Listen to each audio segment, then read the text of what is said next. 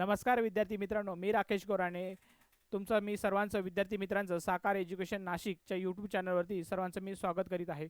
विद्यार्थी मित्रांनो, आपण निगोशिएबल इन्स्ट्रुमेंट ॲक्ट 1881च्या पहिल्या पार्टमध्ये आपण प्रॉमिसरी नोट आणि बिल ऑफ एक्सचेंज हे दोन टॉपिक कव्हर केलेत. आपण आता त्याच्या सेकंड पार्टमध्ये आपण घेऊन आलो आहेत की चेकविषयी आपण पूर्णपणे माहिती आपण डिस्कस करणार आहोत. प्लस त्याविषयी जे काही रिलेटेड जे सेक्शन्स आहेत आपण ते यामध्ये आपण बघणार आहोत. बघा, लगेच आपण आपल्या टॉपिकला आपण स्टार्ट करूया विद्यार्थी मित्रांनो. आपण जर बघितलं, चेक जो आहे, चेकची जी काही इन्फॉर्मेशन आहे ती सेक्शन 6मध्ये याची पूर्णपणे इन्फॉर्मेशन देण्यात आलेली आहे. Section 6 of negotiable instrument act 1881. ठीक आहे. सेक्शन 4मध्ये आपली होती प्रॉमिसरी नोट, त्याच्यानंतर सेक्शन 5मध्ये ते बिल ऑफ एक्सचेंज, नंतर सेक्शन 6मध्ये आहे चेक. तर चेकमध्ये बघा, चेक आणि same kind of bill of exchange आहे. जसं आपण बिल ऑफ एक्सचेंजमध्ये आपण जे काही एक्झाम्पल बघितलं होतं सेक्शन 5मध्ये बिल ऑफ एक्सचेंजमध्ये बघा, आपण 3 पार्टीचे आपण कन्सिडर केल्या होत्या, राकेश, त्याच्यानंतर देवेन आणि चेतन. ठीक आहे.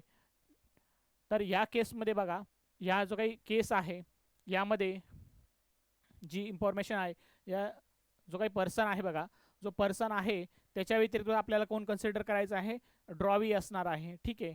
ड्रॉवी, आणि ड्रॉवी इज ऑलवेज कोण असणार आहे, तर ती बँक असणार आहे. ठीक आहे. पेमेंट मात्र कोण करणार आहे, तर बँक करणार आहे. एवढाच थोडासा मार्जिनल डिफरन्स आहे, आणि जो काही पुढे जो काही डिफरन्स येईल ते पण मी तुम्हाला सांगतो विद्यार्थी मित्रांनो. बघा, चेकविषयी जर आपल्याला जर जाणून घ्यायचं असेल तर चेकचं इन्फॉर्मेशन, चेक हा एक similar kind of bill of exchange आहे, पण तो एक स्पेसिफिड बँकावरती एक ड्रॉन केलेला असतो. आणि जसं IT act, information technology act 2002 जसा अधिनियम हा जारी करण्यात आला 2002मध्ये, त्या हिशोबाने चेकची काही जी डेफिनेशन आहे ती ब्रॉड करण्यात आलेली आहे. आणि त्यामध्ये इलेक्ट्रॉनिक चेकला मान्यता मिळाली.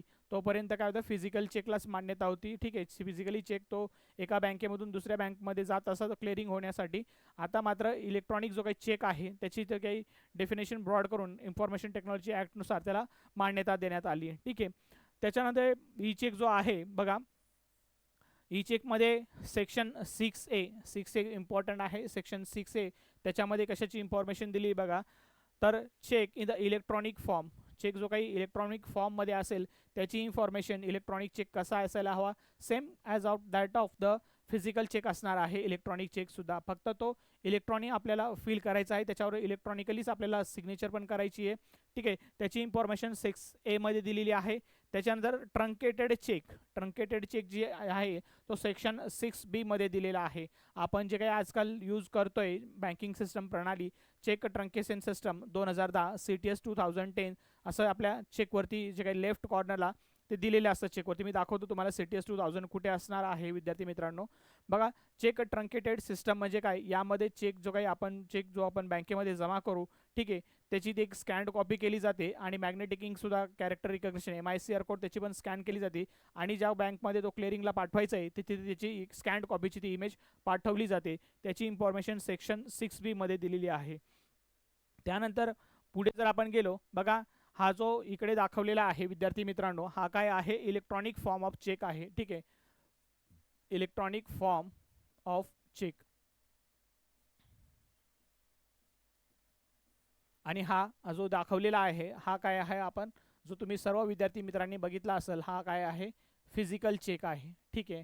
बघा, याच्यामध्ये आपल्याला जसे चेकमध्ये बघा ही इन्फॉर्मेशन आपल्याला जी दिलेली आहे, बँक काय कोणत्या बँकेचा आहे, अकाउंट नंबर वगैरे, चेक नंबर, ते त्याच्यामध्ये आपल्याला फिल करायचे. त्याच्यानंतर आपल्याला इलेक्ट्रॉनिकली त्याच्यामध्ये सही करायची आहे, आणि आपण एकदा तो इलेक्ट्रॉनिकली भरायचा कसा आहे, ज्या बँकेचा आपल्याला चेक, आपल्याला ज्या बँकेत आपला अकाउंट असेल तिथं नेट बँकिंग ओपन करून आपण ती चेक जो काय आहे तिथून तो चेकचा आपण चेकबुक, आपण जे काही ऑनलाईन असेल आपलं चेक, ते ओपन करून त्यामध्ये आपली इन्फॉर्मेशन टाकून आपण ती PDF आपण त्याला सेव्ह करायची, डाउनलोड करून ती सेव्ह करायची, आणि ज्याला कोणाला आपल्याला चेक द्यायचा आहे त्याला तो आपण ती चेक तो काय आहे सेव्ह करून तो त्याला आपण फॉरवर्ड करायचा आहे. मग समोरचा जो काही पर्सन असेल तो काय करू शकतो, ती चेक त्याला जो मिळालेली जी काही PDF आहे ती डाउनलोड करून तो ॲज इट इज ती त्याच्या स्वतःच्या बँकेमध्ये जिथे त्याला जो काही चेक लावायचा असेल, जमा करायचा असेल, तिथं तो तसा इलेक्ट्रॉनिकली सेम तो जमाही करू शकतो, किंवा त्याला जर तो फिजिकली जमा करायचा असेल तर मग तो त्याची एक प्रिंटआउट घेईल आणि त्याच्या बँकेमध्ये तो जमा करेल. ठीक आहे. आणि हा जो सगळ्यांनी विद्यार्थी मित्रांनी सगळ्यांनी तुम्ही हा चेक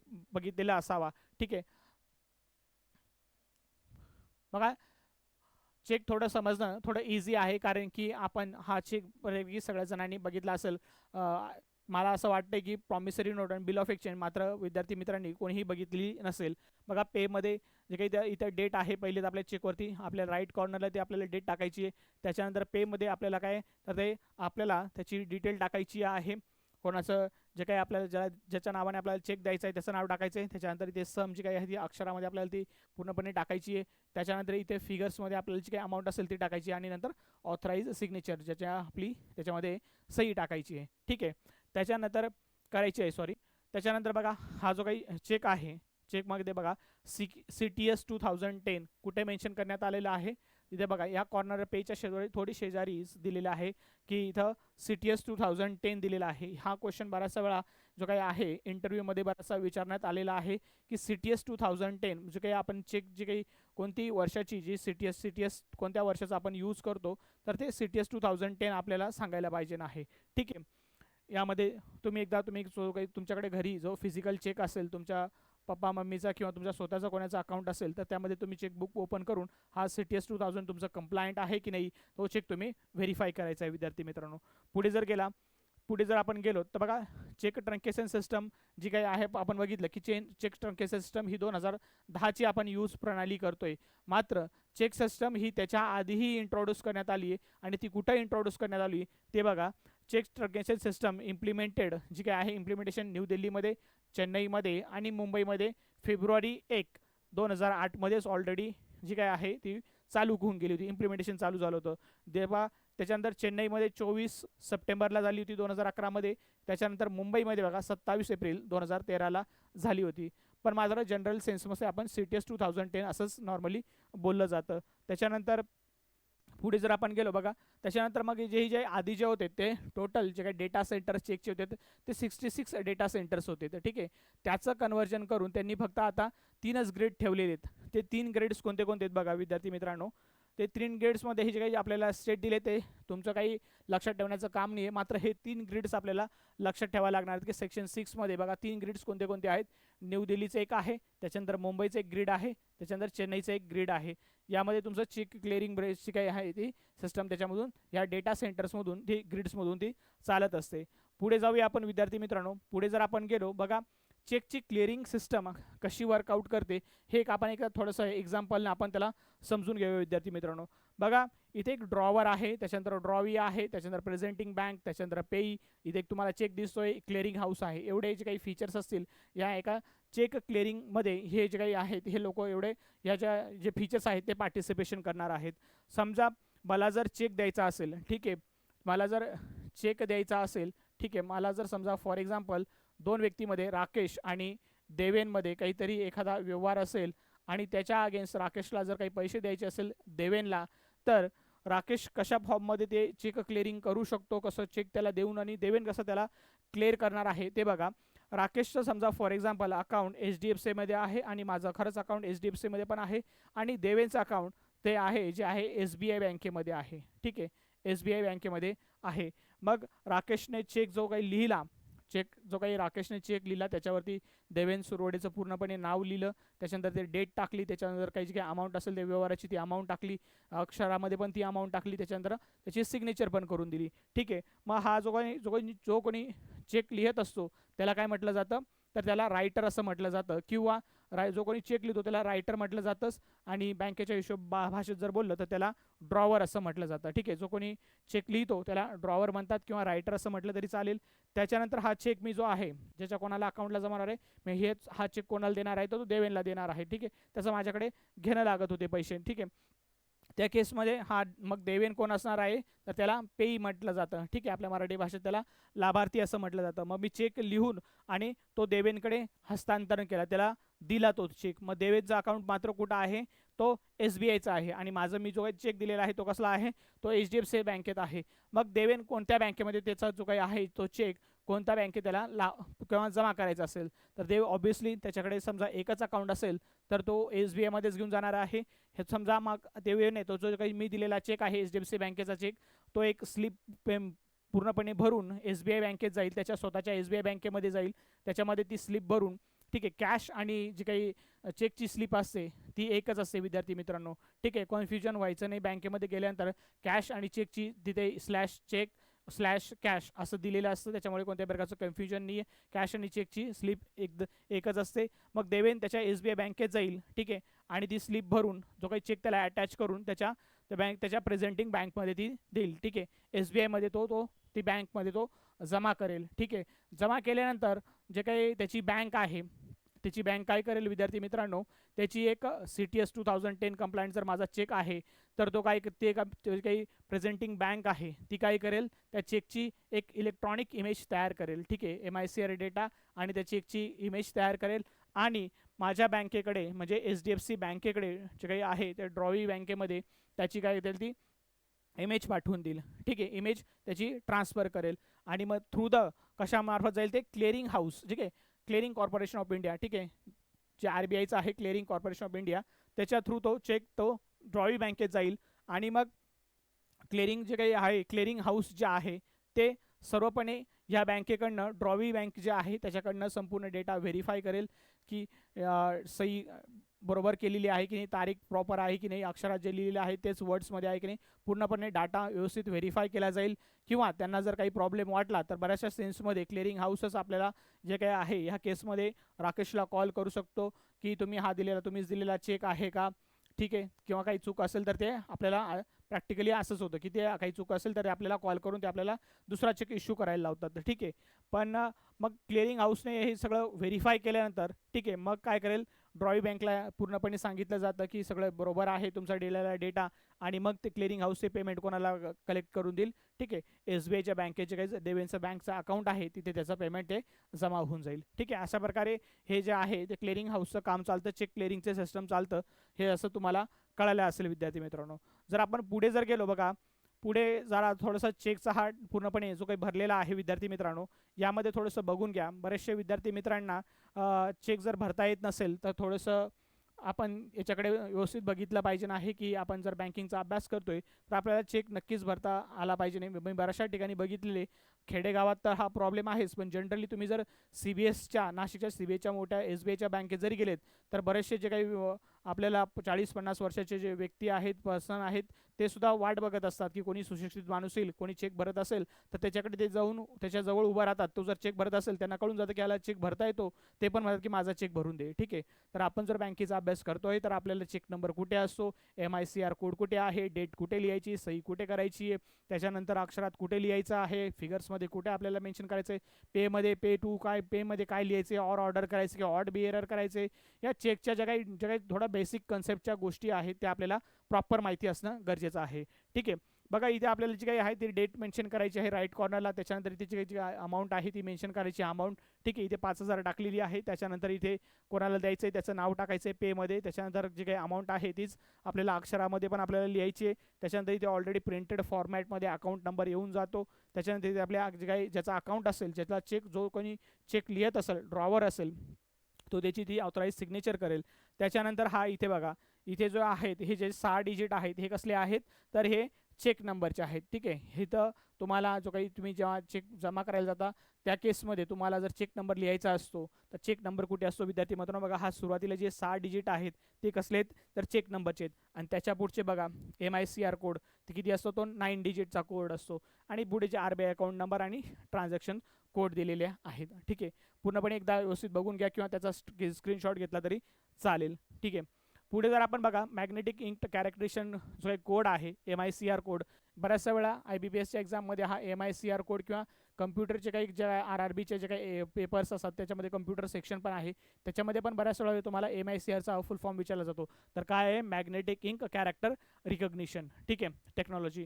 तर त्याच्यामध्ये बघा MICR जो कोड बघितला तो 9 डिजिटचा असतो पूर्णपणे, आणि त्याच्यामध्ये काय काय दाखवलं जातं तर पहिले जे 3 डिजिट आहेत ते सिटी कोड दाखवतात, नंतर दुसरे जे 3 डिजिट आहेत ते बँक कोड दाखवतात, आणि शेवटचे जे 3 डिजिट आहेत ते ब्रांच कोड दाखवतात, ठीक आहे. इथे दिलेले आहे बघा MICR कोड, हे काय आहेत, सिटी, नंतर बँक आणि नंतर ब्रांच. आणि जो काही हा IFC कोड आहे बघा SBI 00160119, ठीक आहे. IFC कोड काय, इंडियन फायनान्शियल सिस्टम कोड. तो कशासाठी लागतो आपल्याला विद्यार्थी मित्रांनो, IFC कोड आपल्याला जे काही आपण RTGS करतो, NEFT करतो, IMPS करतो, डिजिटल ट्रान्झॅक्शनसाठी आपल्याला तो IFC कोड लागत असतो, ठीक आहे.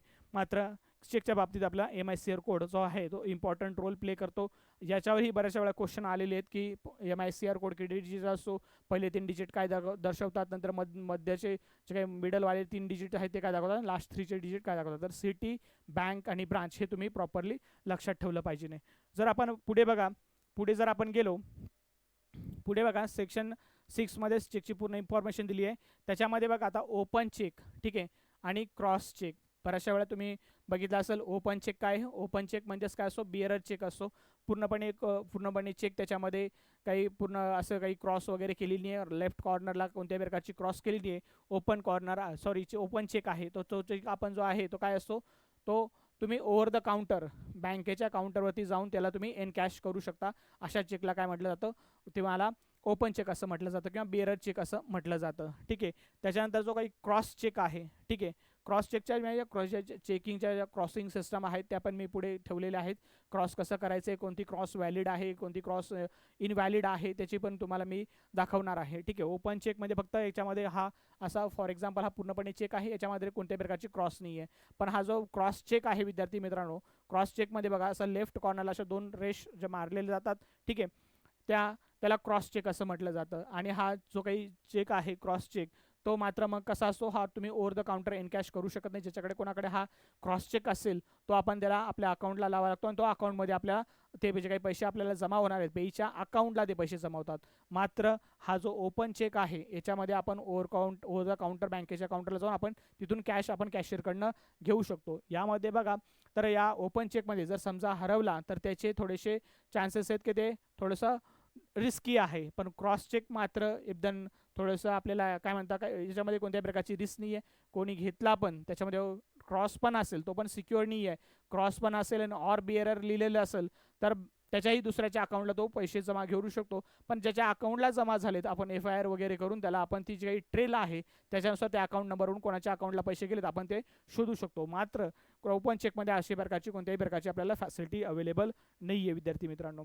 पुढे जर आपण गेलो, पुढे बघा all cheques are the bill of exchange. बघा एक सिलॉग भारी एकदम छान सिलॉग तयार होते. ठीक आहे. काय आहे सिलॉजिझम, बघा हा सिलॉजिझम याचा जो आहे तुम्हाला लॉजिकल रिझनिंगचा नाही आहे विद्यार्थी मित्रांनो. हा याच्यावरही क्वेश्चन बऱ्याचशा वेळा आलेले आहेत की बघा all cheques are the bill of exchange. सगळे चेक्स काय आहेत, बिल ऑफ एक्सचेंज आहेत. But all bills of exchange are not cheques. जे काही सगळे बिल ऑफ एक्सचेंज आहेत ते चेक नाही आहेत. कारण की चेकच्या बाबतीत काय असतात, तिघं पार्टीज हे पर्सन्स असतात आणि चेकच्या बाबतीमध्ये जो काही ड्रॉवी कोण असतो तो ड्रॉवी एक्झॅक्टली पर्टिक्युलर बँक असते, बँक आपल्याला पे करत असते. आणि बिल ऑफ एक्सचेंजमध्ये कोण असतं, ड्रॉवी कोण असं एक पर्सन असतो. ठीक आहे. हा तुम्हाला समजून हा फरक थोडासा तुम्ही समजून घ्यायला पाहिजे. नाही पुढे जर आपण गेलो बघा सेक्शन 7 मध्ये, आता इथून पुढे जे आहेत आपल्याला सेक्शन जे आहेत ते एकदम प्रॉपरली आपल्याला लक्षात ठेवायचे विद्यार्थी मित्रांनो. पहिला बघा चेक्समध्ये जो सगळ्यात इम्पॉर्टंट सेक्शन आहे, पहिला सेक्शन 6 आहे डिव्होशनल इन्स्ट्रुमेंट ॲक्ट 1881. त्याच्यामध्ये चेकची इन्फॉर्मेशन दिलेली आहे. त्याच्यानंतर सेक्शन 6A मध्ये जे काय आहे इलेक्ट्रॉनिक फॉर्म ऑफ चेकची इन्फॉर्मेशन आहे. त्याच्यानंतर सेक्शन 6B मध्ये कशाची इन्फॉर्मेशन, ट्रंकेटेड चेकची इन्फॉर्मेशन आहे. ठीक आहे. इलेक्ट्रॉनिक इमेज ऑफ द चेकची इन्फॉर्मेशन, ट्रंकेटेड म्हणजे काय, electronic image of that cheque. त्याच्यानंतर सेक्शन 7 मध्ये काय काय आहे बघा, ज्या पार्टीज कोणत्या कोणत्या असणार आहेत. ठीक आहे. पार्टीज टू द चेक जे काही सेक्शन 7 मध्ये त्याची इन्फॉर्मेशन दिलेली आहे. ठीक आहे. बघा चेकचे जे काही ड्रॉवर असतो, एक ड्रॉवर आहे, त्याच्यानंतर ड्रॉवी आहे, नंतर पेई आहे. याच्या कन्सेप्ट आहे मी तुम्हाला प्रॉमिसरी बिलमध्ये एकदम properly promissory note and bill of एक्सचेंजच्या पहिल्या पार्टमध्ये क्लिअर केलं आहे की ड्रॉवर कोण आहे, ड्रॉवी कोण आहे आणि पेई कोण आहे. पुन्हा मी इथे एकदा क्लिअर करतो की जो कोणी चेक लिहिणार आहे, ठीक आहे, त्याला आपण काय म्हणतो, जो कोणी चेक लिहितो त्याला आपण रायटर म्हणत असतो. ठीक आहे. तर रायटरलाच इथं काय म्हणणार आहे, रायटरच्या शेजारी लास्टला जर ER आहे तर ड्रॉवरला सुद्धा ER आहे. ठीक आहे. जो चेक लिहितो त्याला ड्रॉवर असं म्हटलं जातं. त्याच्यानंतर ज्याच्या अकाउंटमधून पैसे कट होणार आहेत किंवा ज्याच्या अकाउंटमधून ज्याची बँक त्याला दुसऱ्या बँकेला पैसे जमा करणार आहे. ठीक आहे. The bank on whom the cheque is to be drawn. ज्या बँकेवरती तो चेक ड्रॉन केला आहे, त्या पर्सन ज्यांनी चेक बनवलेला आहे त्याचं ज्या बँकेमध्ये अकाउंट असेल त्याच्या बँकेमधून ते पैसे कटून दुसऱ्याच्या अकाउंटला जमा होणार आहेत त्याला काय म्हटलं जातं, त्याला ड्रॉवी असं म्हटलं जातं. तिथे ड्रॉवी कोण असणार आहे, तो जो कोणी चेक बनवतो त्याची जी बँक असेल त्याला काय म्हटलं जाईल, ड्रॉवी म्हटलं जाईल. त्याच्यानंतर पेई, बघा पेई कोण असणार आहे, ज्याच्या अकाउंटला पैसे जमा होणार आहेत. जो कोणी लाभार्थी आहे ज्याच्या अकाउंटला पैसे जमा होणार आहेत ते चेकचे, त्याला पेई असं म्हटलं जातं. ठीक आहे. मग जर आपण पुढे गेलो पार्टीज टू द सेक्शन 7मध्ये चेकच्या ज्या काही पार्टीज इन्व्हॉल्ड इन द चेकच्या त्या सेक्शन 7मध्ये आहेत. त्याच्यानंतर आपण जर पुढे बघितलं तर कॅरेक्टरिस्टिक्स ऑफ चेकचे काय काय कॅरेक्टरिस्टिक्स आहेत बघा. Cheque is a kind of bill of exchange आहे, ते बिल ऑफ एक्सचेंज आहे. It must contain the all the essential valid bill of exchange features, म्हणजे जे बिल ऑफ एक्सचेंजचे फीचर्स आहेत तेच चेकमध्ये असणार आहेत. ठीक आहे, जे आपण डिस्कस केलेत तेच फीचर्स याला पण लागू आहेत. ठीक आहे, पहिल्या पार्टमध्ये cheque is a peculiar type of negotiable instrument in the sense that it does not require the acceptance. बघा आपण जे बघितलं होतं की बिल ऑफ एक्सचेंज हे समोरच्याला जे काही आहे ते ॲक्सेप्ट करावं लागतं आणि त्याच्यानंतर त्याला ॲक्नॉलेजमेंट द्यावं लागतं. पण मात्र चेकच्या केसमध्ये तुम्हाला ॲक्सेप्टन्सची कोणत्याही प्रकारची गरज नाही आहे. ठीक आहे, त्याच्यानंतर it is always drawn on a specified banker. ते चेक जे आहे ते आपण बघितलं की चेक जे आहे ते always drawn on the specified banker. Bank आपल्याला पेमेंट करणार आहे आणि banker includes any person acting as a banker and any post office saving bank. ठीक आहे, त्याच्यानंतर cheque is always on the payable on demand. ठीक आहे, हा इम्पॉर्टंट एक कॅरेक्टरिस्टिक्स आहे. जोपर्यंत तुम्ही चेक बँकेमध्ये घेऊन जात नाही तोपर्यंत तुम्हाला ते पेमेंट त्याच्यावर मिळणार नाही. तो पेएबल ऑन डिमांड असतो. ठीक आहे, त्याच्यानंतर आपण पुढे गेलो बघा पुढचं कॅरेक्टरिस्टिक्स काय आहे बघा. थोडंसं आपण चेक आणि बिल ऑफ एक्सचेंजमध्ये जर आपण डिफरन्स जर बघितला तर काय म्हणता येईल. त्याच्यामध्ये 4 कॅरेक्टरिस्टिक्स जे बघितले आपण similar kind of bill of exchange आहेत. फक्त चेक बिल ऑफ एक्सचेंज हे आपल्याला ॲक्सेप्ट करावं लागतं. चेकला कोणत्याही प्रकारची ॲक्सेप्टन्सची गरज नाही आहे विद्यार्थी मित्रांनो. आपण जर पुढे जर दोघांमधला जर डिफरन्स बघितला, in the case of the cheque the drawee is always the banker, पण बिल ऑफ एक्सचेंजमध्ये काय असतं, बिल ऑफ एक्सचेंजमध्ये एक पर्सन असतो आणि number of days grace are allowed in the case of the no days of grace. No म्हणजे जे काही ग्रेस जो काय आहे नंबर ऑफ जे काही ग्रेस डेज असतात ते ज्या चेकमध्ये कोणत्याही प्रकारचा ग्रेस डेचा पिरियडचा कन्सेप्ट नसतो.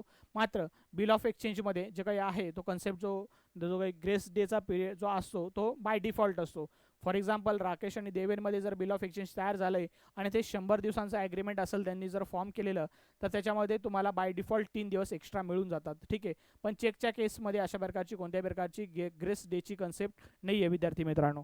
त्याच्यानंतर आपण पुढे जर गेलो बघा, in the case of the dishonour of the cheque notice of dishonour is not necessary.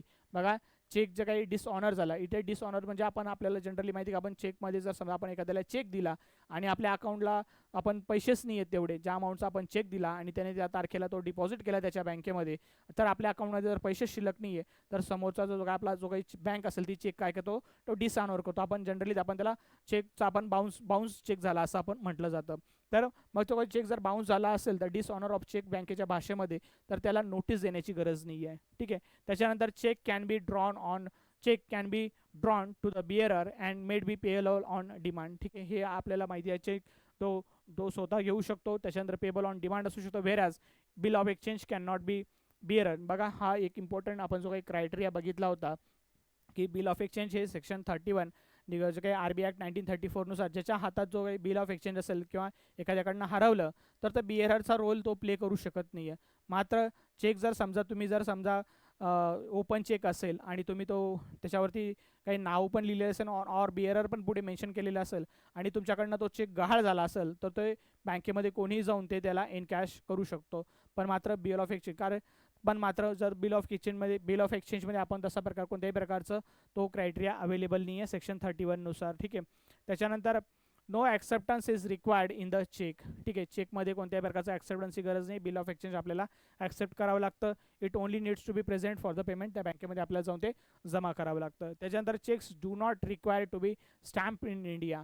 चेकला कोणत्याही प्रकारचं स्टॅम्प करायची गरज नाही. मात्र आपण आधीचे दोन जे इन्स्ट्रुमेंट बघितलेत कोणते प्रॉमिसरी नोट आणि बिल ऑफ एक्सचेंज यांना आपल्याला 1 रुपयाचा ॲटलिस्ट स्टॅम्प लावा लागत होता इंडियन स्टॅम्प ॲक्टनुसार. ठीक आहे, जर समजा आपली जे काही व्यवहार असेल तो 5,000च्या जर जास्त असेल तर आपल्याला 1 रुपयाचा आपल्याला स्टॅम्प लावा लागत होता. पण चेकच्या बाबतीमध्ये आपल्याला कोणत्याही प्रकारचं स्टॅम्प लावायची गरज नाही आहे. नंतर cheque may be crossed whereas bill of exchange can not be crossed. ठीक आहे, चेकमध्ये बघा चेकला आपण बघितलं की चेकला आपल्याला क्रॉस करण्याची जे काही म्हणजे क्रॉस केलं तर आपल्याला लेफ्ट कॉर्नरला जर आपण अशा 2 आडव्या रेषा मारल्यात क्रॉस केलं तर तो चेक काय असतो तो आपल्याला अकाउंटला जमा होत असतो. ते पैसे आपल्या अकाउंटला जमा होत असतात. मात्र बिल ऑफ एक्सचेंजला असं कोणत्या प्रकारची फॅसिलिटी नसते. क्रॉस असा काही प्रकार नसतो बिल ऑफ एक्सचेंजमध्ये. नंतर stopping of payment of cheque unlike the bill of. बघा हे चेक आहे ना एक तर रिवोकेबल मॅन्डेट आहे. जर समजा तुम्हाला चेकचं पेमेंट जर आपण जो काही चेक दिलेला आहे आणि चेकचा जर तुम्हाला नंबर माहिती असेल, तुम्ही जर आधी नोट डाऊन करून घेतलेला असेल, तर तुम्ही केव्हाही त्याचा चेक कोणाला दिला आहे आणि तुमच्या अकाउंटला त्या तारखेला जर पैसे जमा होण्याची शक्यता नसेल किंवा देण्याची कॅपॅसिटी नसेल, तर तुम्ही ते आदल्या दिवशी किंवा 1-2 दिवस त्या दिवशी किंवा त्याच्या आदल्या दिवशी सॉरी, तर तुम्ही त्याच्यावरती तुम्ही ते चेक नंबर तो बँकेला नेट बँकिंग करून तुम्ही तो चेक कॅन्सल करू शकता किंवा बँकेत जाऊन फिजिकली जाऊन तुम्ही त्या चेकचं पेमेंट तुम्ही स्टॅम्प काय आहे ते थांबवू शकता. त्याला रिवोकेबल चेक जे आहे त्याला रिवोकेबल मॅन्डेट असं म्हटलं जातं. तसं ॲक्ट करू शकतं. मात्र बिल ऑफ एक्सचेंजमध्ये तशी काही फॅसिलिटी नाही आहे. ठीक आहे. त्याच्यानंतर आपण पुढे जर गेलं विद्यार्थी मित्रांनो, पुढे बघा, पुढे हा जो चेक दिलेला आहे बघा इथे CTS 2010चं आपल्याला जे काय आहे ते कंपायलेशन दिलेलं आहे. त्याच्यानंतर हा इथे चेक नंबर आहे. त्याच्यानंतर हे काय आहे, हे जे आहे ते MICR कोड आहे आणि पुढे जो काय असणार आहे ते RBI कोड आणि ट्रान्झॅक्शन कोड असणार आहे. एकदा चेक पूर्णपणे व्यवस्थित बघून घ्या. हा मी कॅनरा बँकची इमेज मला भेटलेली आहे गुगलवरती, ती मी तर लावलेली आहे. ठीक आहे. त्याच्यानंतर आपण जर पुढे गेलं विद्यार्थी मित्रांनो, त्याच्यानंतर सेक्शन 8. ठीक आहे. आपण आता कोणते कोणते सेक्शन बघितलेत. सेक्शन 6मध्ये आपण सेक्शन चेक बघितला. 6A मध्ये आपण जे काही इलेक्ट्रॉनिक फॉर्म ऑफ चेक बघितलं. त्याच्यानंतर सेक्शन 6B मध्ये आपण ट्रंकेटेड चेक बघितला. त्याच्यानंतर सेक्शन 7मध्ये आपण जे काही पार्टीज इन्वॉल्ड आहेत ड्रॉवी आणि पेई या बघितल्यात. आता सेक्शन 8मध्ये बघा निगोशिएबल इन्स्ट्रुमेंट ॲक्ट 1881मध्ये कशाची इन्फॉर्मेशन दिली आहे, तर होल्डर. बघा होल्डर कोण असतो, एक शॉर्ट जर तुम्हाला समजायचं म्हटलं, होल्डर ज्याच्याकडे जे काही चेकचं पोझिशन आहे चेकच्या बाबतीमध्ये, ज्याच्याकडे ही काही निगोशिएबल इन्स्ट्रुमेंट अवेलेबल आहे, याचे जे आपण पर्टिक्युलरली बघू की चेक ज्याच्या हातामध्ये आहे. ठीक आहे. जो चेअरला त्याच्या पोझिशनमध्ये आहे त्याला होल्डर असं म्हटलं जातं. ठीक आहे. इथे तेच इन्फॉर्मेशन दिली की ते holder of a promissory note or bill of exchange or cheque means any person entitled in his own name to be possession thereof, त्याला आपण काय म्हणू शकतो, तर होल्डर म्हणू शकतो. त्याच्यानंतर होल्डर इन ड्यू कोर्स. त्याच्यानंतर पुढचा बघा, होल्डर इन ड्यू कोर्स जो आहे तो सेक्शन 9मध्ये इन्फॉर्मेशन दिलेली आहे. बघा सेक्शन हा जो होल्डर इन ड्यू कोर्स आहे थोडंसं त्याला समजून घेऊया. होल्डर इन ड्यू कोर्समध्ये काय असतं, कन्सिडरेशन असतं. दोन पार्टीजमध्ये जे काही कन्सिडरेशन असतं आणि जे काही त्याची इन्फॉर्मेशन सेक्शन 9मध्ये दिलेली आहे. कन्सिडरेशन इन द सेन्स काय असं काय गिव्ह अँड टेकमध्ये असतं. ठीक आहे. गिव्ह अँड टेकमध्ये असतं कन्सिडरेशन. फॉर एक्झाम्पल बघा, मी एखाद्या कंपनीमध्ये जॉब केला, 1 महिन्यासाठी काम केला आणि त्यांनी मला जे काही एक महिन्याची जे काही सॅलरी असेल ती मला 10,000 रुपये ती मला चेकच्या मार्फत दिली. कॅश न देता त्यांनी मला चेक दिलं. ते काय झालं, मी त्यांना 1 महिन्याचं काम दिलं, त्याच्या अगेन्स्ट त्यांनी मला 10,000चा चेक दिला. ठीक आहे. गिव्ह अँड टेक, त्याला काय झाली, कन्सिडरेशन झालं. ठीक आहे. प्लस त्याच्यामध्ये गुड फेथ आहे. मी तो कोणत्याही प्रकारचा चेक त्यांच्याकडनं चोरून घेतलेला नाही आहे. मी त्यांना कंपनीला काम दिलं, त्याच्या अगेन्स्ट त्यांनी मला चेक दिलेला आहे. आणि जो काही चेक दिलेला आहे तो बिफोर द मॅच्युरिटी असला पाहिजे आहे. ठीक आहे. एकदा चेक जे काही तारीख दिलेली असेल, ठीक आहे, आज जर समजा आज 28 काय म्हणतात फेब्रुवारी आहे. ठीक आहे. आणि आज माझा पूर्णपणे महिना पण कंप्लीट झाला, तर त्यांनी मला जो चेक दिलेला असेल तो बिफोर द मॅच्युरिटी असणार आहे. म्हणजे चेकची मॅच्युरिटी कधी केव्हा संपते विद्यार्थी मित्रांनो, बघा चेकवर जी काही डेट दिलेली असेल त्या दिवसापासून तर पुढे 90 दिवसापर्यंत जर तो चेक जर आपण बँकेमध्ये प्रेझेंट नाही केला तर 90 दिवसानंतर तो चेक मात्र मग काय येतो, त्याला स्टेल चेक असं म्हटलं जातं. ठीक आहे. तर ते यामध्ये सेक्शन 9मध्ये होल्डर ड्यू कोर्समध्ये दिलेला त्याची इन्फॉर्मेशन आहे. मग यामध्ये जर थोडंसं जर आपण विचार केला होल्डर आणि होल्डर इन ड्यू कोर्समध्ये, तर यामध्ये गिव्ह अँड टेक आहे. यामध्ये तसं कोणत्याही प्रकारचं नाही. याच्यामध्ये फक्त पोझिशन आहे आणि याला थोडंसं प्रिव्हिलेज जास्त आहे. कोणाला, होल्डर इन ड्यू कोर्सला जे आहे ते प्रिव्हिलेज थोडंसं जास्त आहे. ठीक आहे. Comparatively holder. ठीक आहे. Cheque has to be obtain in the good faith, हे जे क्वालिटीज ज्या सांगितल्यात बिफोर द मॅच्युरिटी असला पाहिजे आणि कन्सिडरेशन असल्या, ह्या तिघं गोष्टी ज्या आहेत होल्डर इन ड्यू कोर्समध्ये असतात. आणि जे कन्सिडरेशनची जी काही इन्फॉर्मेशन आहे ते इंडियन कॉन्ट्रॅक्ट ॲक्ट 1872मध्ये पूर्णपणे इन्फॉर्मेशन त्याची दिलेली आहे. पुढे जाऊया विद्यार्थी मित्रांनो. पुढे जर आपण गेलो तर बघा पुढे जो इम्पॉर्टंट सेक्शन आहे, ठीक आहे, सेक्शन काय आहे, सेक्शन 11 आहे. सेक्शन 11मध्ये कसली इन्फॉर्मेशन दिलेली आहे की इनलँड इन्स्ट्रुमेंट. बघा इनलँड इन्स्ट्रुमेंट एक्झॅक्टली काय आहे, ज्याचा निगोशिएबल जे कोणी इन्स्ट्रुमेंट असेल, निगोशिएबल इन्स्ट्रुमेंट जे आपण इथे बघतोय पर्टिक्युलरली चेक, तो भारतामध्ये बनवला, त्याचं पेमेंटसुद्धा भारतामध्येच झालं, त्याला असं काय म्हटलं जातं. अशा ज्या काही निगोशिएबल इन्स्ट्रुमेंटला आपण काय म्हणू शकतो, तर इनलँड इन्स्ट्रुमेंट असं म्हटलं जातं. ठीक आहे. प्रॉमिसरी नोट किंवा बिल ऑफ एक्सचेंज किंवा check drawn or made in India and made payable in drawn upon any person resident in India shall be deemed to be as an inland instrument. जो check बनवला आहे, promissory note बनवली, bill of exchange बनवलं, ते लिहिलं पण भारतामध्ये, तयार पण ड्रॉवरने भारतामध्ये लिहिलं आणि त्याचं पेमेंट पण भारतामध्ये झालं, ते काय झालं, इनलँड इन्स्ट्रुमेंट झालं. त्याची इन्फॉर्मेशन काय आहे, सेक्शन 11मध्ये दिलेली आहे. पुढे जाऊया. पुढे बघा फॉरेन इन्स्ट्रुमेंट, त्याच्या अगेन्स्ट काय आहे, फॉरेन इन्स्ट्रुमेंट, त्याची इन्फॉर्मेशन कशामध्ये दिलेली आहे, तर सेक्शन 12मध्ये दिलेली आहे. तर सेक्शन 12मध्ये फॉरेन इन्स्ट्रुमेंट बघा काय दिले, any such a instrument not so drawn, ते भारतामध्ये बनवलेले नाही, त्याचं पेमेंट कुठे झालेलं आहे, त्याच्या काही बाहेरच्या देशामध्ये झालेलं आहे किंवा बाहेरच्या देशामध्ये झालेलं आहे. तर मग made or made payable shall be deem to be as an foreign instrument, आपण ते बनवले पण त्याचं पेमेंट होते दुसऱ्या देशामध्ये होते, तर ते फॉरेन इन्स्ट्रुमेंट आहे. ठीक आहे, त्या निगोशियल इन्स्ट्रुमेंटला प्रॉमिसरी नोट किंवा बिल ऑफ एक्सचेंज किंवा चेकला फॉरेन इन्स्ट्रुमेंट असं म्हटलं जातं. त्याची जी काही इन्फॉर्मेशन आहे सेक्शन 12 ऑफ द निगोशियल इन्स्ट्रुमेंट ॲक्टमध्ये दिलेली आहे. नंतर सेक्शन 18 हा इम्पॉर्टंट सेक्शन आहे विद्यार्थी मित्रांनो. बघा द सेक्शन 18मध्ये काय आहे, बरेचशा वेळेस काय होतं की बरेचसे लोक इथे जी काही अमाऊंट मेन्शन करतात फिगरमध्ये, इथे काही वेगळा आकडा भरू शकतात. ठीक आहे, इथे समजा त्यांनी फॉर एक्झाम्पल 10,000 रुपये लिहिलेत आणि इथे मात्र त्यांनी 15,000 असं लिहिलं. ठीक आहे, अक्षरामध्ये त्यांनी 15,000 रुपीज असं जर मेन्शन केलं, म्हणजे काय होतं की ज्या बँकमध्ये आपण लावणार आहोत, कलेक्टिंग बँक आहे, ती कन्फ्यूज होईल. ठीक आहे, अक्षरात काहीतरी वेगळीच अमाऊंट मेन्शन आहे आणि फिगर्समध्ये वेगळी अमाऊंट मेन्शन आहे. मग यामध्ये कोणती अमाऊंट जी आहे ती बँक जी आहे त्याच्या ज्या काही नियमानुसार ती त्याला जी अकाउंटची क्लिअर करणार आहे. तर विद्यार्थी मित्रांनो तुम्ही समजून घ्यायला पाहिजे, जी अमाऊंट आपण जी अक्षरामध्ये लिहितो ती अमाऊंट काय असते, ती व्हॅलिड अमाऊंट. जी काही अक्षरामध्ये लिहिलं असतं, बँकच्या जर कायद्यानुसार जर बघितलं, नियमानुसार जर बघितलं, तर ती अक्षरात जी काही जे लिहिलं असेल ती अमाऊंट ती देत असतात आणि ती क्लिअर करत असतात. आणि त्या जी काही अक्षरात केलेली अमाऊंट असते तिला लीगल अमाऊंट असं म्हटलं जातं. आणि जे काही फिगरमध्ये आपण जे काही मेन्शन केलेलं आहे, ठीक आहे, याला काय म्हटलं जातं, कटसी अमाऊंट असं म्हटलं जातं. विद्यार्थी मित्रांनो जो काही हे जे तुम्हाला सांगितलं कटसी अमाऊंट कुठे आहे आणि लीगल अमाऊंट कुठे आहे, इंटरव्ह्यूला बऱ्याचशा वेळेस जे काही इंटरव्ह्यू पॅनल असतं हे चेक घेऊन बसतं आणि यामध्ये ते विचारतात की आपल्याला कटसी अमाऊंट कुठे लिहिली गेली आहे आणि लीगल अमाऊंट कुठे आहे. तर तुम्हाला ह्या गोष्टी एकदम प्रॉपर माहिती असणं गरजेचं आहे. ठीक आहे, की कटसी अमाऊंट म्हणजे फिगरमध्ये काही फिगरमध्ये आपण लिहू ती जसते कटसी अमाऊंट, आणि जे आपण अक्षरात लिहितो त्याला काय म्हटलं जातं, तर त्याला लीगल अमाऊंट म्हटलं जातं. आणि याच्यात जर व्हेरिएशन असेल, इथे काहीतरी वेगळीच अमाऊंट मेन्शन केली आहे फिगरमध्ये आणि इथे आपण काहीतरी वेगळी अमाऊंट आपण अक्षरामध्ये लिहिली आहे, तर जी अक्षरामध्ये अमाऊंट लिहिली आहे ती बँक क्लिअरिंगला घेत असते. ठीक आहे, जनरली बँक काय करत असते, असं जर व्हेरिएशन असेल तर बँक पुन्हा कॉल करत असतं. कॉल मात्र क्लिअरिंग हाऊस कॉल करत असतं, बँक करत नाही कॉल. क्लिअरिंग हाऊस ही जो काही डेटा घेतलेला असतो, क्लिअरिंग हाऊस हे डेटाचा पुन्हा जो कोणी चेक लिहिलेला आहे प्रॅक्टिकलमध्ये असं सुद्धा की ते आपल्याला सांगतात की पुन्हा तुम्ही दुसरा चेक इश्यू करा, कारण की अमाऊंट आणि जे काही तुम्ही अमाऊंट स्टेटेड डिफरंट आहे आणि अक्षरामध्ये अमाऊंट डिफरंट आहे. ठीक आहे, आपण पुढे जाऊया विद्यार्थी मित्रांनो. त्याची जी इन्फॉर्मेशन आहे तो इम्पॉर्टंट सेक्शन आहे section 18 of the instrument negotiable instrument 1881मध्ये. त्याच्यामध्ये कटसी अमाऊंट आणि लीगल अमाऊंटची इन्फॉर्मेशन दिलेली आहे. त्याच्यामध्ये जर आपण पुढे बघा हेच जे आहे ते दिलेले आहे, इथे काय असणार, याला कटसी अमाऊंट म्हटलं जातं आणि इथे जे आहे त्याला लीगल अमाऊंट असं म्हटलं जातं. ठीक आहे, पुन्हा एकदा बघून घ्या तुम्ही.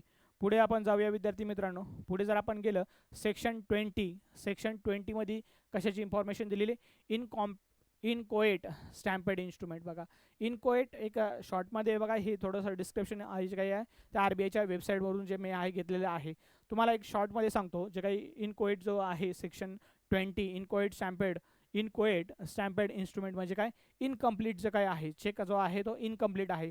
फक्त त्याच्यावर जे काही ज्या कोणी माणसाने ज्या कोणी पर्सनने जो चेक बनवलेला आहे, ड्रॉवरने चेक बनवला आहे, त्याच्यावरच त्यांनी त्याची जो काही आहे त्यांनी साईन करून दिली आहे, ऑथराईज त्याच्यावर साईन आहे, पण त्याच्यावरती डेट मेन्शन नाही आहे, त्याच्यावर त्याचं पे कोणाला करायचं त्याचं नाव मेन्शन नाही आहे, फिगर्समध्ये अमाऊंट नाही आहे किंवा त्याच्यामध्ये अक्षरातमध्ये पण कोणती अमाऊंट त्याच्यावर त्या चेकवर जर लिहिली नसेल, अशा चेकला आपण काय म्हणायचं, इनकोएट चेक असं म्हटलं जातं. म्हणजे याला इनकोएट म्हणजे काय, इनकम्प्लीट चेक, त्याची इन्फॉर्मेशन सेक्शन 20मध्ये दिलेली आहे. ठीक आहे, मग असा जर इनकोएट जर चेक असेल विद्यार्थी मित्रांनो, मग त्याला कोण फिलअप करू शकतं, तर ज्याला कोणाला जो चेक दिलेला असेल किंवा ज्याच्याकडे जो चेक असेल तो त्या चेकमध्ये त्याला ती ऑथॉरिटी आहे, तो डेट टाकून त्याची जे काही नाव असेल त्याचं टाकून किंवा त्याला जे लागणारी अमाऊंट आहे त्या टाकून ती पूर्णपणे करू शकतो, कारण की जी आहे ती सही करून दिलेली आहे. तर ते इनकोएटचा जो काही चेक असेल तो कोणी तो पूर्णपणे फिल करू शकतो. पुढे जाऊया विद्यार्थी मित्रांनो.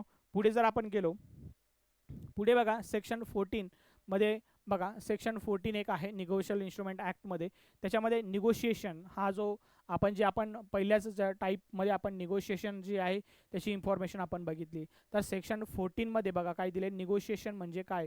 ठीक आहे, निगोशिएशन जे आहे ते एक ब्रॉड सेन्समध्ये आपण जर विचार केला तर त्याला इथं बार्गेनिंगचा अर्थ होत नाही, इथे इझिली ट्रान्सफरेबल जे काही निगोशिएबल इन्स्ट्रुमेंट आहेत आपले कोणते कोणते, promissory note, bill of exchange आणि चेक, त्याचा इझिली ट्रान्सफरेबल एका पर्सनकडून दुसरीकडे. म्हणजे फॉर एक्झाम्पल जर समजा एक पर्सनने जर चेक लिहिला तर त्याला जर बीला द्यायचा असेल तर तो बीला देऊ शकतो. बीला पुन्हा त्याला निगोशिएशन करून पुढे ट्रान्सफर करायचं असेल तर पे मागे सही करून पे टू सी सांगू शकतो. पुन्हा सीला जर डीला द्यायचा असेल तर तो मागे पे टू डी करू शकतो. आणि ह्याचं जे आहे ते चेन ऑफ सायकल ही निगोशिएशनची फर्दर कितीही वेळेस ती चालू शकते. याला काय म्हटलं जातं तर निगोशिएशन म्हटलं जातं. आणि त्याची इन्फॉर्मेशन जी आहे ते सेक्शन 14मध्ये दिलेली आहे. सेक्शन 14मध्ये निगोशिएशन. त्याच्यानंतर सेक्शन 15मध्ये बघा, सेक्शन 15मध्ये बघा इंडोर्समेंट. ठीक आहे, इंडोर्समेंट आणि आपण एक जनरल एक स्टम्प बघितली की एंडोर्समेंट. ठीक आहे, एंडोर्समेंट बघा, याला जर समजायचं म्हटलं आपल्याला एंडोर्समेंट आणि इंडोर्समेंट, आपण जनरली एंडोर्समेंट ऐकलेलं आहे, इंडोर्समेंट जनरली तुम्ही ऐकलेलं नसेल. याला थोडंसं समजून घ्या की हे थोडंसं टेक्निकॅलिटीचा फरक आहे, फक्त इंटरचेंजेबली ते यूज करत असतात. एक जर आपण जर विचार केला तर हा जो आहे एंडेंजरमेंट, हा एंडोर्समेंट हा मोठा सबसेक्शन आहे आणि त्याचा एक जो छोटा पार्ट आहे ते एंडोर्समेंट आहे. ठीक आहे, इंडोर्समेंट त्याचा एक सबसेक्शन, एंडोर्समेंटचा हा सबसेक्शन म्हटला तरी चालेल. इंडोर्समेंट बघा, एखाद्या पार्टीला फॉर एक्झाम्पल जर समजा मी एखादी पार्टीला मी पाठिंबा दाखवला, फॉर एक्झाम्पल माझी एखादी पॉलिटिकल पार्टी असेल आणि तिला जर सत्ता स्थापन करायची असेल आणि माझ्या जर पाठिंबाने जर तिथं सत्ता स्थापन होत असेल तर मी जाहीर पाठिंबा देणं म्हणजे याला एंडोर्समेंट म्हटलं जातं. पण मात्र जर समजा मी एखादी पॉलिटिकल पार्टी आहे आणि ते एकदम कायदेशीर थोडंसं लिगली वेने तिला जॉईंट करतोय तर ते झालं इंडोर्समेंट. ठीक आहे, टेक्निकॅलिटीचा दोघांमध्ये फरक आहे, मात्र ते इंटरचेंजेबली यूज करत असतात. आणि मग या दोघांमध्ये निगोशिएशन आणि एंडोर्समेंटमध्ये डिफरन्स काय आहे तर निगोशिएशन एक थोडंसं ब्रॉड सेन्समध्ये यूज केलं जातं, निगोशिएशनमध्ये तुम्हाला एंडोर्समेंट पण मिळून जाईल. ठीक आहे, निगोशिएशन जर बघितलं तर निगोशिएशनमध्ये तुम्हाला हे जे आहे ते तुम्हाला एंडोर्समेंट पण मिळून जाईल आणि एंडोर्समेंट तुम्हाला इंडोर्समेंट मिळून जाईल. ठीक आहे, हे सेक्शन तुम्हाला थोडंसं जो काय आहे ते लक्षात आलं असेल विद्यार्थी मित्रांनो. ठीक आहे, पुढे जाऊया आपण. त्याची जी इन्फॉर्मेशन आहे ती इंडोर्समेंटची सेक्शन 15मध्ये दिलेली आहे. त्याच्यानंतर जर पुढे जर आपण गेलो तर endorsements of the instruments, types of endorsement, मग कोणत्या प्रकारचे जे काय आहेत ते एंडोर्समेंट आहेत. ब्लँक और जनरल एंडोर्समेंट. ठीक आहे, ब्लँक और जनरल एंडोर्समेंट जो चेक आहे त्याच्यावर कोणत्याही प्रकारचं आपण एंडोर्समेंटचं बघा, where the endorser signs his name only and it becomes payable to the bearer. So काही ब्लँक और जनरल एंडोर्समेंट म्हणजे काय आहे की फक्त ज्या कोणी पर्सनने जो चेक बनवलेला आहे ड्रॉवरने त्यांनी त्याची साईन केलेली आहे. ठीक आहे, आणि तो कोणाला तो ज्याला द्यायचा आहे त्याचं नाव पण वगैरे काहीच लिहिलेलं आहे, ज्याच्याकडे असेल बिअररकडे असेल तो त्याला तो एनकॅश करू शकतो. ठीक आहे, त्याच्यानंतर स्पेशल और फुल एंडोर्समेंट. स्पेशल और फुल एंडोर्समेंट म्हणजे नेमकं काय आहे बघा, where the endorser puts his sign and writes the name of the person whom will receive the payment. Special किंवा फुल एंडोर्समेंट म्हणजे काय, चेकवरती जो ड्रॉवर आहे त्यांनी साईन केलेली आहे आणि ज्याला कोणाला त्या पर्टिक्युलर पर्सनला द्यायचं आहे त्याच्यावरती त्याचं नाव मेन्शन केलेलं आहे, त्याला फुल एंडोर्समेंट किंवा स्पेशल एंडोर्समेंट म्हटलं जातं. त्याच्यानंतर रेस्ट्रिक्टिव्ह एंडोर्समेंट. रेस्ट्रिक्टिव्ह एंडोर्समेंटमध्ये जर आपण बघितलं तर त्याच्यावरती बघा रेस्ट्रिक्टिव्ह एंडोर्समेंट असं टाकलं जातं, समजा फॉर एक्झाम्पल त्याच्यावरती बघा which restricts the further negotiation. त्याची काय, which further restricts the negotiation. जर त्याच्यामध्ये जर रेस्ट्रिक्टिव्ह एंडोर्समेंट जर आपण करायचं असेल त्या केसमध्ये आपण जर समजा ए पर्सनने चेक ड्रॉ केला, ड्रॉवरने लिहिला आणि तो त्याने बीला दिला. ठीक आहे, आणि बीने पुन्हा तो सीला दिला आणि मग समजा बीने त्या चेकवरती ठीक आहे मागे पे टू सी लिहिलं आणि त्याच्यावर रिस्ट्रिक्टिव्ह एंडोर्समेंट पण करून दिलं तर सी पुढे त्याचं जे काही आहे ते पुढे सीला जर समजा पुन्हा डीला द्यायचा असेल तर सी पुन्हा डीला तो देऊ शकत नाही, त्याला तो पुढे तो ट्रान्सफर करू शकत नाही. त्याच्यानंतर पार्शियल एंडोर्समेंट. ठीक आहे, which allows the transferring to the endorsee the part of only amount payable on the instrument as per the section 56 negotiable instrument act 1881. Such endorsement is invalid under the way. ठीक आहे, हा important section आहे की partial endorsement तुम्हाला चालणार नाही आहे. ज्या जे काही अमाऊंट मेन्शन केली आहे तुम्ही चेकवरती, समजा फॉर एक्झाम्पल त्याच्यावर जर 10,000 अमाऊंट असेल त्यापैकी जर समजा तुम्हाला जर तुमच्याकडे पैशांची अरेंजमेंट नाही झाली आणि तुम्हाला ते पैसे जे काही चेक दिलेला आहे तुम्ही दुसऱ्या पर्सनला 10,000चा चेक आणि तुम्ही त्या तारखेला जर तुमच्या अकाउंटमध्ये एवढे पैसे नसतील, तुमच्याकडे जर 8,000 असेल, तर तुम्ही सांगितलं की त्या बँकेला की तुम्ही ते 8,000 त्याला देऊन टाका, तर बँक अशा प्रकारे जो काही आहे ते चेंजेस करत नाही आहे. ठीक आहे, जेवढी अमाऊंट असेल तेवढी अमाऊंटच क्लिअर केली जाते, अदरवाईज तो चेक बाउन्स होतो, तो डिसऑनर चेक होतो. ठीक आहे, तर पार्शियल एंडोर्समेंट जी काही ती अलाउड नाही आहे. Section 56 of negotiable instrument act 1881 मध्ये याची इन्फॉर्मेशन दिलेली आहे. नंतर कंडिशनल एंडोर्समेंट चालते. ठीक आहे, कंडिशनल एंडोर्समेंट कशी असते, तर त्याच्यामध्ये समजा फॉर एक्झाम्पल मी एखाद्याला चेक दिला आणि एखाद्याचं समजा फॉर कंडिशन मी दिली की त्याचं 21 वय झालं, त्याच्यानंतर त्याला त्याच्या अकाउंटला ही अमाऊंट जी आहे ती जमा करायची आहे, तर त्याची एंडोर्समेंट जी आहे कंडिशनल एंडोर्समेंट विद्यार्थी मित्रांनो ती चालत असते. ठीक आहे, पुढे जाऊया. पुढे जर आपण गेलो बघा, जनरल क्रॉसिंग. आता आपण जे काही क्रॉसिंगचे आहेत, या क्रॉसिंग सगळ्यात जास्त इम्पॉर्टंट आहेत विद्यार्थी मित्रांनो. तर क्रॉसिंग आपल्याला जनरली आपल्याला जो काही चेक भरताना तर चेक आपल्याला माहिती असल्या पाहिजे कोणत्या प्रकारे चेक चालतात. जनरल क्रॉसिंग बघा, तर सेक्शन जनरल क्रॉसिंग याला जो आहे ते जनरल क्रॉसिंगचे टाईप्स आहेत. ठीक आहे, ही काही ओपनची काही क्रॉसिंग आहे, त्याच्यानंतर ही कंडिशनल आहे, त्याच्यानंतर अकाउंट पे आहे आणि नॉट निगोशिएबल आहे. ठीक आहे, तर सेक्शन 123 मध्ये जनरल क्रॉसिंगची इन्फॉर्मेशन दिलेली आहे. आपल्याला अशा चेकवरती जे काही लेफ्ट कॉर्नर आहे त्याला अशा दोन जे काही आहेत त्या आडव्या रेषा अशा क्रॉस रेषा आपल्याला मारायच्या आहेत. जर समजा आपल्याला पर्टिक्युलरली एखाद्या कंपनीला द्यायचे आहेत, जो जे तुम्ही जो चेक बनवणार आहात एखाद्या पर्टिक्युलर कंपनीला द्यायचे आहे किंवा LICला द्यायचं असेल, तर तुम्ही असं त्याचं इथं नाव तुम्ही तिथं लिहू शकता. ठीक आहे, असा चेक जो आहे तो मात्र मग LICमध्येच तो काय असतो, तो चेक आहे तो जमा होणार आहे. समजा अशी जर फक्त नुसती अशी जर जो क्रॉस आडव्या जर समजा असं क्रॉस लाईनी असतील, ठीक आहे, आणि त्याच्यावर त्या चेकवरती क्रॉस जरी केलेला असेल आणि पुढे ऑर बिअरर असेल, ठीक आहे, तर तो जो काही आहे तो त्याचं नाव लिहून किंवा त्याच्या अकाउंटला तो ते जमा करू शकतो. तिथे ते तो थोडंसं रिस्की आहे. पण जर समजा तुम्ही जरा या फॉर्ममध्ये जर तुम्ही त्या याच्यामध्ये या लाईन्समध्ये जर तुम्ही पर्टिक्युलर कंपनीचं नाव किंवा LICचा एजंट असेल त्याला जर तुम्ही त्याचं जर लिहिलं, तर ते पर्टिक्युलरली LICला ते जमा होणार आहे, दुसरीकडे ते दुसऱ्याच्या अकाउंटला ते जाऊ शकत नाही आहे. त्याच्यानंतर आहे बघा, हे एक जे आहे नॉट निगोशिएबल. जर तुम्हाला जर फर्दर निगोशिएशन करायचं नसेल चेकचं, ठीक आहे, तर त्या केसमध्ये तुम्ही नॉट निगोशिएशन करू शकता. म्हणजे ने बीला दिला, बीने जर सीला फर्दर नॉट निगोशिएशन टाकून दिलं त्या जे काही लाईन्स क्रॉस केले त्याच्यामध्ये, तर तो सी पुढे डीला देऊ शकत नाही, सीलाच ते त्याच्या अकाउंटला पैसे राहून जातील. ठीक आहे, त्याच्यानंतर बघा या ज्या जनरल क्रॉसिंग आहे यामध्ये ही एक व्हॅलिड आहे, ही एक व्हॅलिड आहे, ही एक व्हॅलिड आहे. अकाउंट पेई जो आहे ते निगोशिएबल इन्स्ट्रुमेंट जे ॲक्ट 1881 मध्ये अशा प्रकारची आहे, जी अकाउंट पेई लिहितात. बरेचसे लोक अकाउंट आणि पेई असं लिहिलं जातं, तर अशा प्रकारची कोणत्याही प्रकारची जी काही निगोशिएबल इन्स्ट्रुमेंट ॲक्टमध्ये अशी क्रॉसिंग दिलेली नाही आहे. ठीक आहे, पण जनरली ही जी आहे अकाउंट पेई जी क्रॉसिंग आहे ती खूप प्रॅक्टिकल आहे, बँका त्याला मानतात.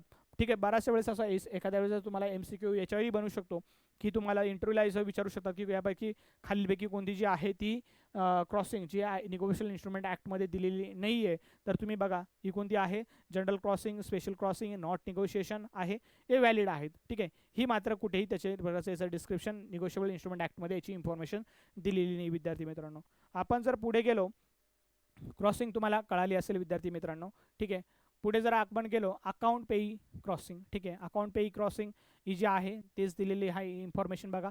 Similar to the general crossing but it is not covered under the statute of the negotiable instrument act 1881. But practically जे आहे ते practice bus use in the practice but not definitely by the law. By the लॉनुसार याची जी काय आहे त्याची पूर्णपणे व्हॅलिड नाही आहे, पण मात्र ती प्रॅक्टिकली भरपूर लोक त्याची यूज करत असतात. ठीक आहे, त्याच्यानंतर आपण पुढे जर गेलो, ठीक आहे, स्पेशल ऑर रेस्ट्रिक्टेड चेक. ठीक आहे, स्पेशल ऑर रेस्ट्रिक्टेड क्रॉसिंग त्याची जी आहे ती सेक्शन 124 मध्ये दिलेली आहे. तेच ठीक आहे, अशा दोन क्रॉस लाईनी करायच्या आहेत आणि त्याच्यामध्ये आपल्याला ज्याला कोणाला द्यायचं आहे SBI असेल तर SBIचं नाव टाका. तुम्हाला त्या बँकमध्ये जर चेक तो लावायचा असेल समोरच्याला तर SBIमध्येच त्याने ते पैसे जमा करायला पाहिजे नाहीत, तर ते SBIचं टाका. LIC असेल तर SBIचं टाका. ठीक आहे, LICचं टाकलं तरी चालेल, कोणाच्या ज्या कंपनीचं नाव असेल तर कंपनीचं नाव टाका. ठीक आहे, अशा प्रकारे त्याला स्पेशल क्रॉसिंग असं म्हटलं जातं. आणि समजा त्याच्यावर जर समजा जो कोणी चेक आहे, ठीक आहे, फॉर एक्झाम्पल हा चेक आहे आणि चेकवर ते कोणत्याही प्रकारची क्रॉसिंग नाही आहे, ठीक आहे, आणि तिथे चेकमध्ये पे तर त्याच्यामध्ये जर पे आणि त्याच्यामध्ये कोणाचं नाव पण नाही आहे किंवा त्याचं नाव मेन्शन केले ऑर बिअरर असेल तर त्याच्यामध्ये तुम्ही काय करू शकता, त्याच्या कोणी जो बिअरर असेल तो चेक तो त्या बँकेमध्ये जो कोणाच्या हातात असेल तो चेक तो त्या बँकेत जाऊन ते over the counter an cash करू शकतो. मात्र क्रॉसिंग जर असेल तर ते अकाउंटला ते पैसे जमा होतात आणि आपल्याला ती जर समजा ते मग आपल्याला कळू शकतं की कोणाच्या अकाउंटला ते पैसे जमा झालेत. आणि असे जर आपण समजा एक स्पेशल क्रॉसिंग करून दिली तर ती फक्त पर्टिक्युलरली त्या बँकेमध्ये त्या अकाउंट त्या LICमध्ये किंवा त्या कंपनीमध्ये त्याच्या अकाउंटला ते पैसे जमा होतील. ठीक आहे, त्याला म्हणतात स्पेशल क्रॉसिंग. त्याच्यानंतर नॉट निगोशिएबल चेक क्रॉसिंग. बघा, नॉट निगोशिएबल काही आपल्याला जर रेस्ट्रिक्शन करायचं नसेल तर त्याची इन्फॉर्मेशन कशामध्ये दिली तर सेक्शन 130मध्ये जे नॉट निगोशिएशन जे आपण करतो तर त्याचं इन्फॉर्मेशन सेक्शन 130मध्ये दिलेली आहे. हे जर थोडंसं आपल्याला समजून घ्यायचं आहे. बघा, नॉट निगोशिएशनवालं जर केस म्हटलं, बघा फॉर एक्झाम्पल एने चेक दिला, ठीक आहे, एने चेक दिला बीला, ठीक आहे, बीने तो चेक मागे पुन्हा पे टू सी करून दिला. ठीक आहे, बीने तो चेक काय केला, पे टू सी केला. ठीक आहे, आणि जो काही चेक आहे सीकडनं तो चेक जो आहे तो हरवला गेला. ठीक आहे, सीकडनं तो चेक हरवला गेला आणि तो डीने काय केला, तो घेतला. ठीक आहे, डीने तो चेक घेतला किंवा डीने ते सीकडनं तो चेक चोरून घेतला. त्याच्यानंतर डीने काय केलं, बी आणि सी मध्ये काय होतं, इथे कन्सिडरेशन होतं. ठीक आहे, इथे कन्सिडरेशन होतं असं समजा, आणि सीकडनं तो जो चेक आहे तो डीने चोरून घेतला आणि डी आणि ई मध्ये पुन्हा काय होतं, कन्सिडरेशन होतं. ठीक आहे, कन्सिडरेशन होतं, त्याच्या अगेन्स्ट जे काय आहे ते डीने तो चेक ईला दिला. बघा पुन्हा एकदा मी तुम्हाला सांगतो, जर एक्झाम्पल याचं जर म्हटलं नॉट निगोशिएशन जर कसं करायचं असेल आपल्याला, एने चेक दिला बीला, त्याच्यामध्ये काहीतरी कन्सिडरेशन होतं, बी आणि सी मध्ये काहीतरी कन्सिडरेशन होतं, मग बीने मागे काय केली, त्याची सही करून दिली आणि पे टू सी करून दिलं. मात्र सीकडनं तो जो चेक आहे तो हरवला. ठीक आहे, लॉस अँड फाउंडची केस झाली आणि त्याच्याकडनं हरवला किंवा डीने तो चेक जो आहे तो चोरून घेतला असं समजा, डीने तो चेक जर चोरून घेतला, ठीक आहे, आणि डी आणि ई मध्ये पण कन्सिडरेशन होतं, डीने त्याचे डीला ते ईला पैसे द्यायचे होते, डीने तो चेक काय केला, तो ईला देऊन टाकला. ठीक आहे, ईला काय माहितीच नाही की मागे काय झालेलं आहे. तर अशा केसमध्ये जर समजा सीने जर समजा असं जर इथं नॉट निगोशिएशन जर असं लिहिलं असतं, ठीक आहे, नॉट निगोशिएशन जर असं जर लिहिलं असतं तर पुढे हा जो काही चेक आहे तो पुढे तो त्याचं काय म्हणतात, तो चेक पुढे तो कॅरी होणार नाही, तो चालणार नाही आहे. म्हणजे जे आहे त्याचं कन्सिडरेशन जरी डीला जरी भेटला तरी तो पुढे तो ईला देऊ शकत नाही आहे. म्हणजे सीचं जे काही आहे ते टायटल असेल ते चांगलं टायटल असणार आहे.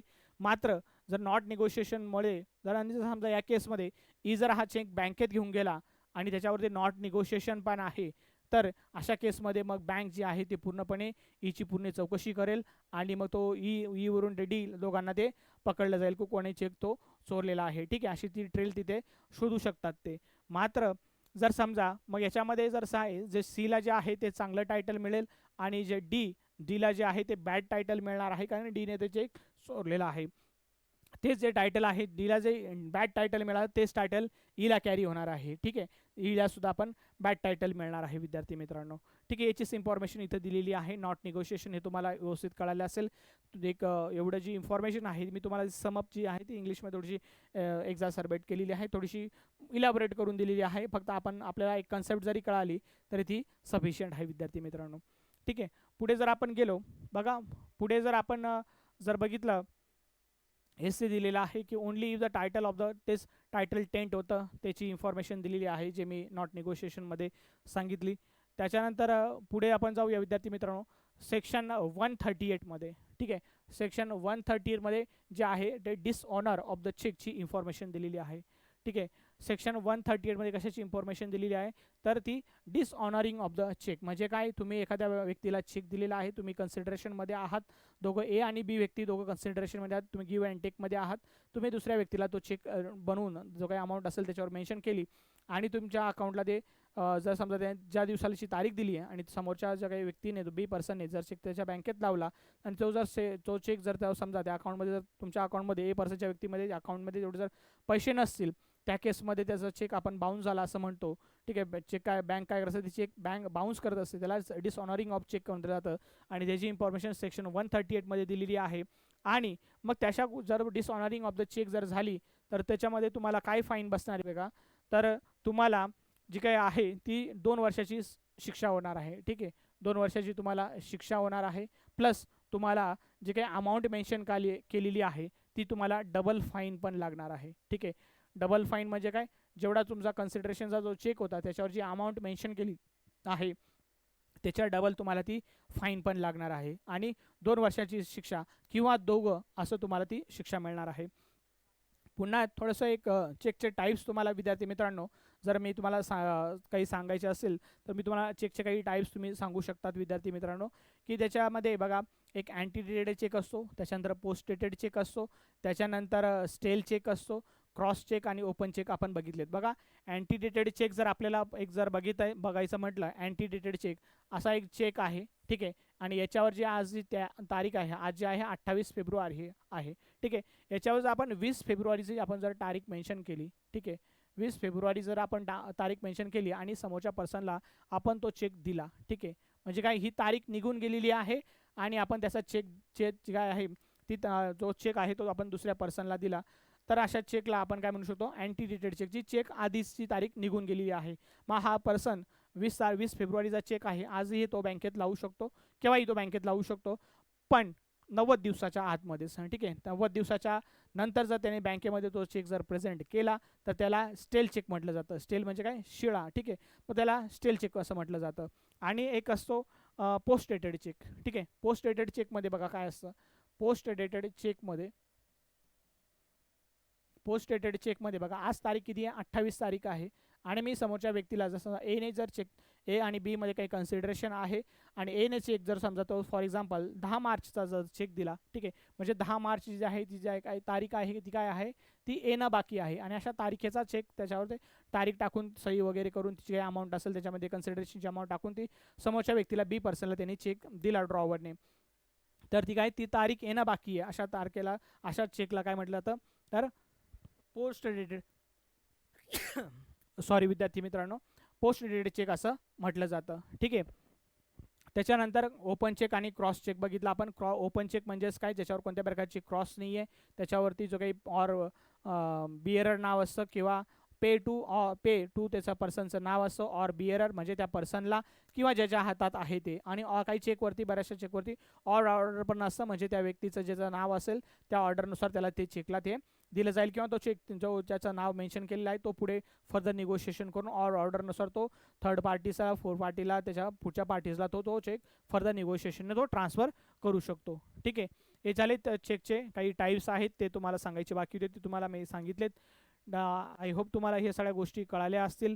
ठीक आहे विद्यार्थी मित्रांनो, एकदम सविस्तर पद्धतीने मी तुम्हाला चेक आणि प्रॉमिसरी नोट आणि बिल ऑफ एक्सचेंज पार्ट 1 आणि पार्ट 2 मध्ये प्रॉपरली एकदम इन्फॉर्मेशन सांगितली. पुन्हा तुम्हाला हा रेकॉर्डेड व्हिडिओ आहे, त्याच्यामुळे तुम्हाला जेव्हाही कुठेही डाऊट वाटला तर तुम्ही ते रेकॉर्डेड व्हिडिओ पुरा रिवाइंड करू शकता, आणि जो काही डेटा आहे, जो PDF आहे, ही तुम्हाला मी कुठे देणार आहे, माझा जो काही चॅनल आहे, ठीक आहे, माझा चॅनल कोणता आहे विद्यार्थी मित्रांनो, GA बाय राकेश गोराणे. ठीक आहे, GA बाय राकेश गोराणे हा माझा जो टेलिग्राम ग्रुप आहे, ठीक आहे, याच्यावरती तुम्हाला याची PDF मिळून जाईल. इथे तुम्ही हा चॅनल जॉईन करायचा आहे टेलिग्राम ग्रुपचा.